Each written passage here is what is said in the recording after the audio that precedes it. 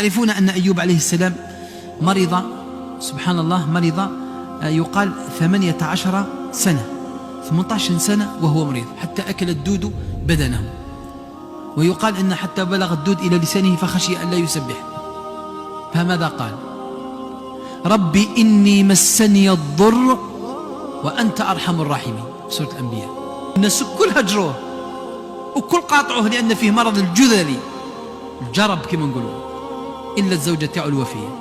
مر رجلان من قوم أيوب شافوه مريض هكذاك، قال تعلمن أن أيوب قد ارتكب إثما عظيما وإلا لا أمراضه الله هكذا.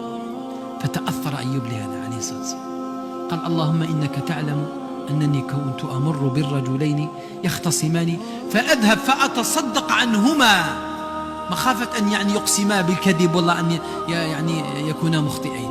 تخيل، مش يكفر عن سيئاته أيوب، يكفر عن سيئات الآخرين. ففي هذا الأوان عندما اضطر أما يجيب المضطر إذا دعاه، هنا ظهرت آية الله في شفاء المريض أيوب الصابر التقي النقي إنه أواب. قال تعالى في سورة صاد اركض برجلك هذا مغتسل بارد وشراب.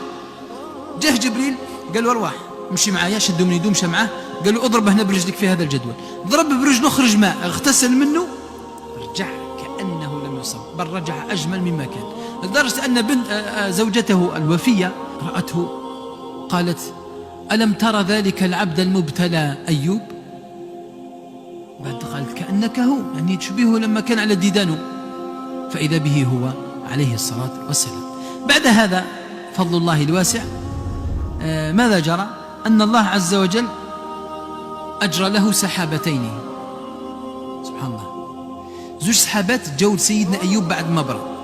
هو عنده بيدر، يعني كما نقولوا كوفية يسموها آخرين يسموها المطمور بكري، مطمور كبير تاع قمح وتاع شعير فارغين. السحابة الأولى أنزلت الذهب والثانية أنزلت الفضة، وقيل في رواية أخرى أن هذا الذي نزل كان على شكل جراد، جراد من ذهب. تشوف الجراد الكبير هذاك ذهب، شحال 18 كارة ولا 24 كيف يسموه، خالص ذهب وفضة.